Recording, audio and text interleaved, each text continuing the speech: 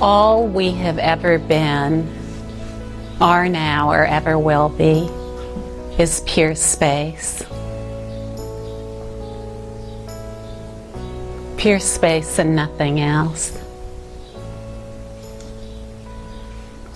Our vast body and all that it contains is pure space.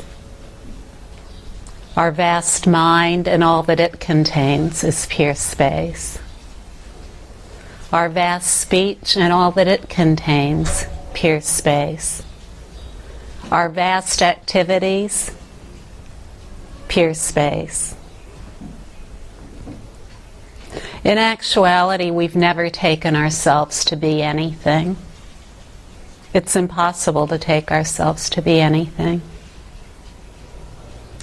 So if the starting point of realizing who we are is that we've taken ourselves to be something that we have to fix, we have to shape up, we have a personal identity or an ego or a mind that we have to somehow undo or annihilate or transform or analyze or fixate on, then we'll spend our whole life doing that. Because all that'll be going on is that we'll be seemingly dealing with an empty appearance of pure space that leaves no trace. So, as pure space is always pure space, how could we ever do anything to anything? And who would be doing it? So you see, our starting point must be that who we are is already accomplished.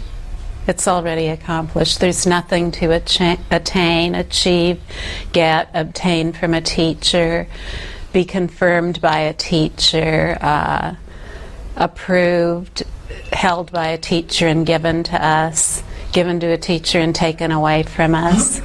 None of that is the case. And the more time we spend on methods or practices or ways of attaining what we already are, the more we'll be lost in empty appearances that leave no trace. So if we want to enjoy practices, of which there are many in India, and other places as well, but not as many as in India, perhaps.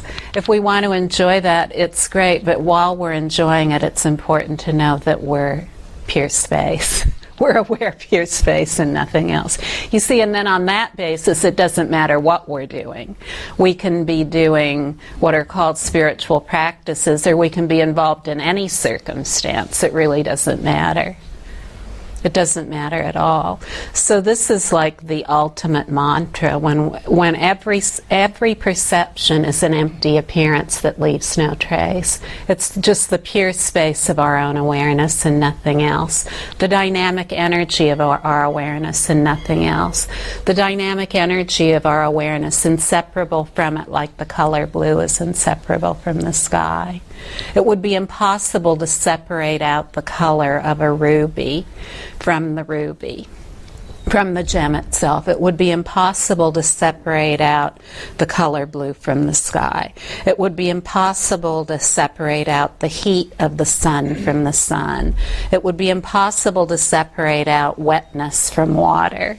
So you see, all the appearances are pure space, empty appearances that leave no trace. And in that, there's nothing that need be done. There's nothing that need be said. All words spoken are pure space. All actions undertaken are pure space.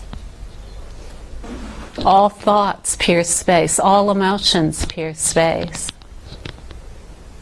And there's not anyone who's ever taken any of those to be anything. So you see, this, we can't figure it out. If we try to figure it out, we'll be lost in the endless pursuit of figuring it out. All we can do is allow the reality of our being to be obvious, to be the most obvious, rather than empty appearances being the most obvious. And you know, there are really only two approaches to that. One is to just allow that, like coming to this circumstance where everything just falls away. The experience of everything falling away is your experience, so it has nothing to do with the circumstance. It's just that here you've allowed that. You've allowed that, that's all. So whatever is here is everywhere. It's not circumstance dependent. But if you don't believe that, then it will be circumstance dependent. This will be the only place. So this will be like the gas station for an empty tank of gas.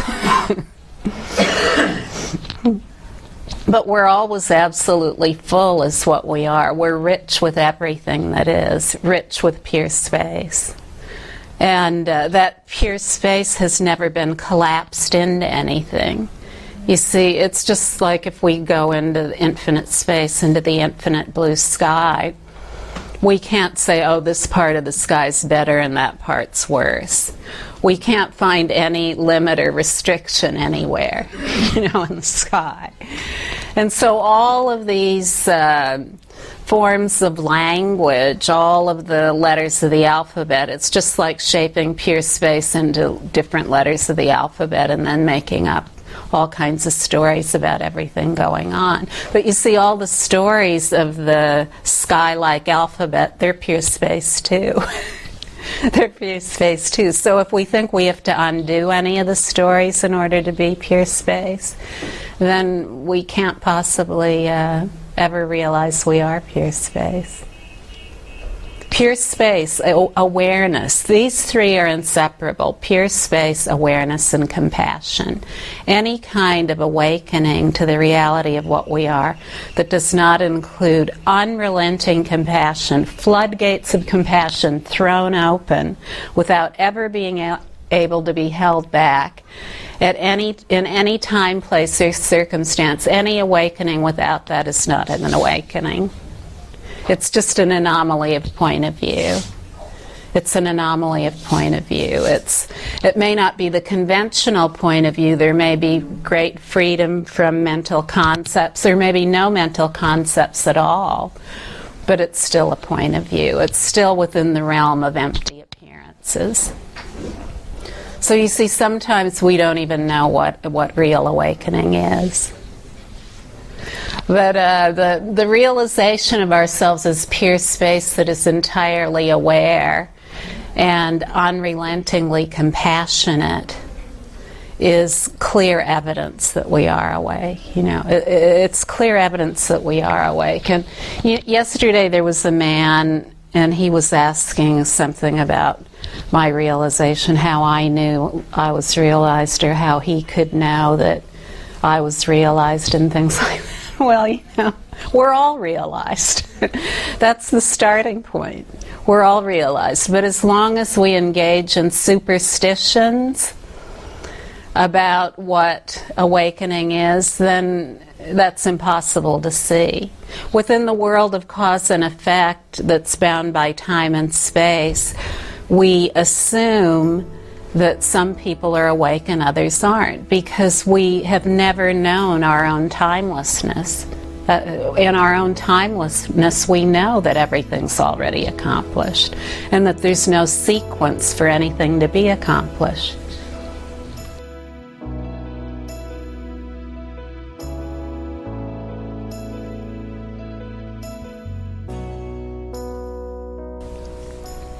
Omniscient, timeless awareness. That's the reality of our being.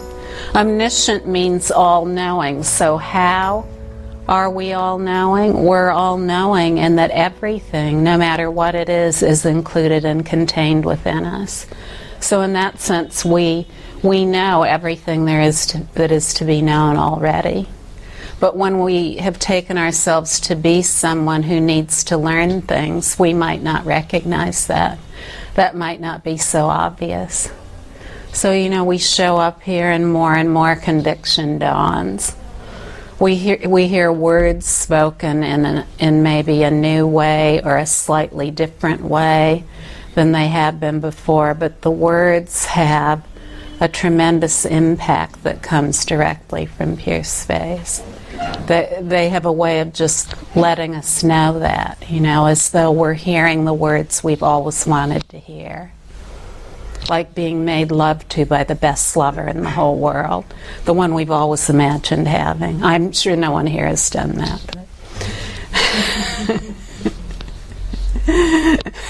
So these words are like that, they're really like that. All that love we ever wanted.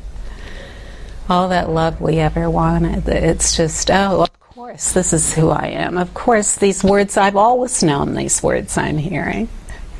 I'm not learning anything new here. I've always known this because we all have known it.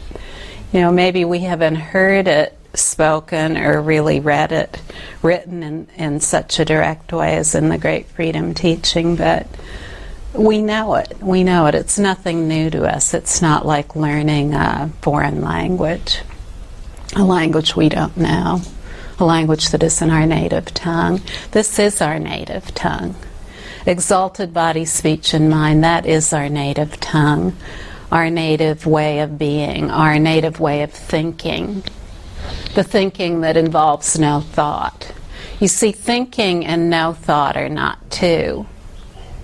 But from dualistic perception, the world of cause and effect, when we hear that awakened awareness, vast as infinite space, has no thought, then we think we have to get into a state of no thought to be awake. But you see, the non-dual expanse, thought and no thought are not two. Well, see, we can't figure that out with our minds. That's the reality of pure space. We can only understand that as pure space. We can't possibly understand that within the constraints of cause and effect. So just know that you've never been involved in cause and effect. That's a good starting point. And get to know yourself, really familiarize yourself, acquaint yourself with that about you which has never been bound by cause and effect or time or space. Never been bound in any way by birth, life, and death. Never bound by states like waking, dreaming, and sleeping. Awareness never sleeps. Awareness has a full-time job, 24/7, timelessly so. So awareness is never sleeping. From cause and effect, we think we need to sleep. And we think we have dreams, and that when we're sleeping and dreaming, we just sort of helplessly implode into that. We can't do anything about it. We don't know what's really going on. We can't really remember what's going on when we sleep. A lot of us can't remember what's going on when we dream, and we don't have any control over the content of our dreams. The more we realize who we are, we realize that 24/7. There's luminous awareness 24/7. That's our natural state. But from cause and effect, it doesn't seem like that could possibly be so. How could we be luminously aware 24/7, waking, dreaming, and sleeping? So this is our natural state. It's just like when we're babies, that's the way we're born. That's the way we're born. We don't remember anything about when we were babies, because there was nothing going on. We hadn't entered the world of conceptual experience yet. And it took us many, many years to learn to relate to things with concepts. Many of us spend our entire life just trying to learn more concepts in order to get along. But pure space, it's so hard to learn those things because pure space has never taken itself to be anything. Never taken itself to be anything. Yet it's always known everything.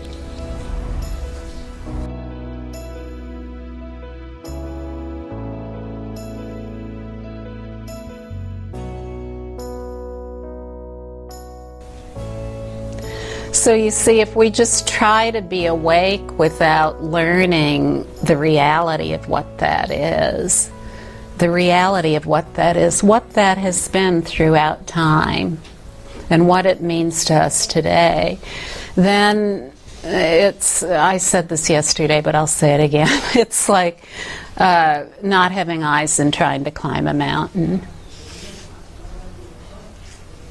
Or if we just learn a bunch of stuff about awakening and we don't rest naturally as the ease of our own being, of aware pure space, then that's like trying to climb a mountain with no hands or feet.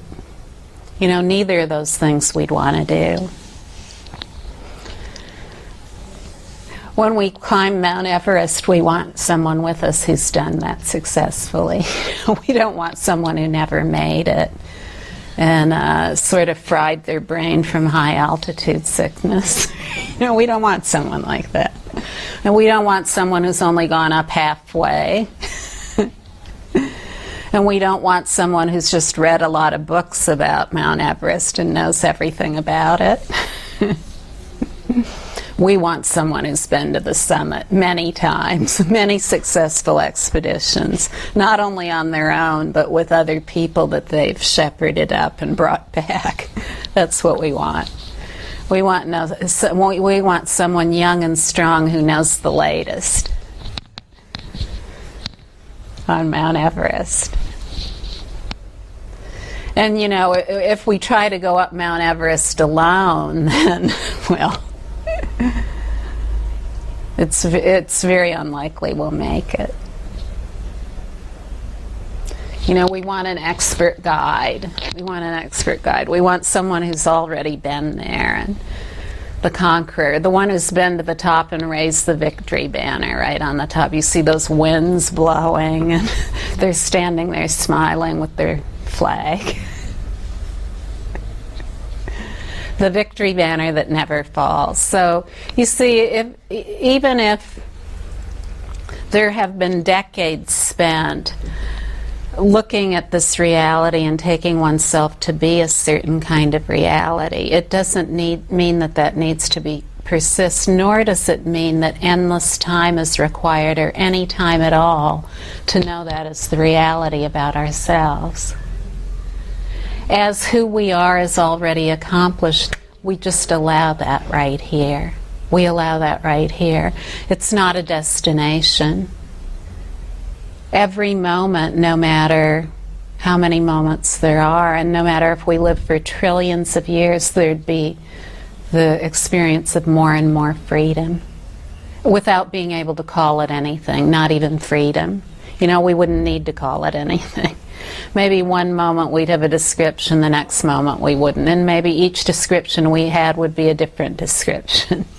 But none of them would elaborate what the reality is of aware pure space. They'd just be like an editorial commentary, not separate from it.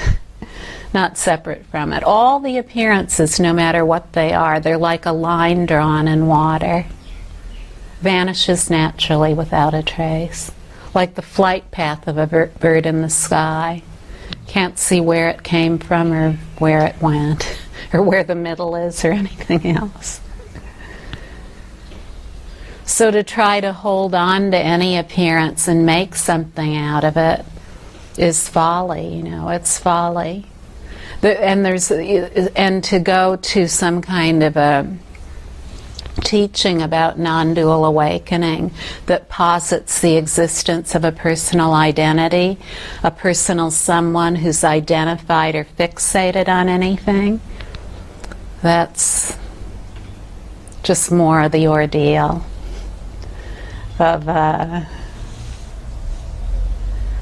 trying to make pure space into something. Because see, the personal identity, it's equal to any other empty appearance. It's never been anything.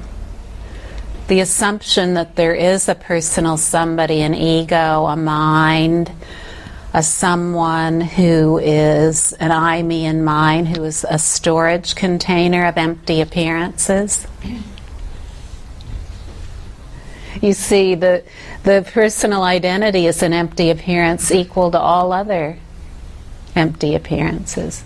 It's not a special empty appearance that is somehow an intermediate level between awareness and living.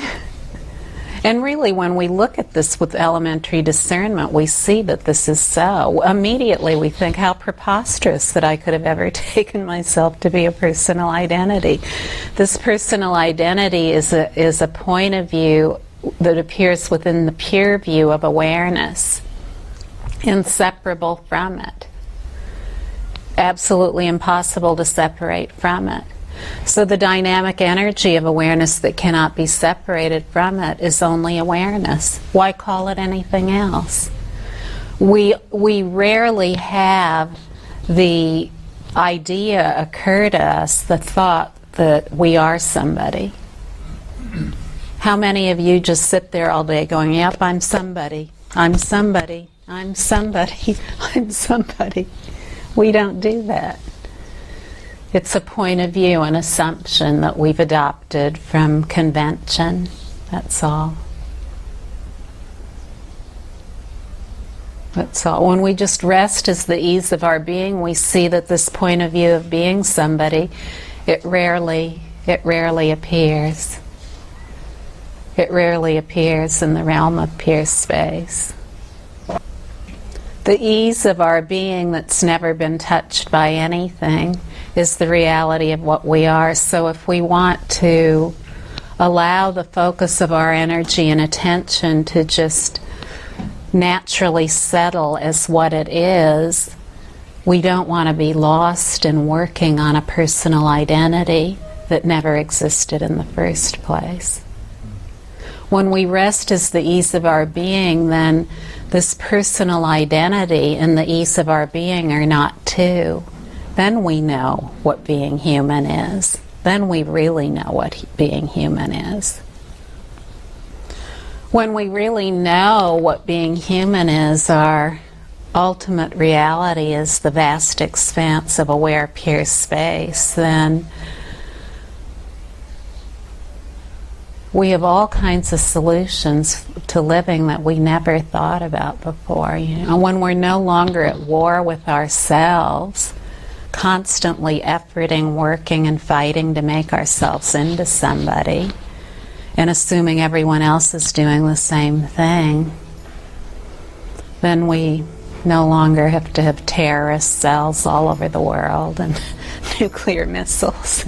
When we disarm the terrorist cells and the nuclear missiles within ourselves, that is so for everyone and all. Instantaneously, it's so for everyone and all.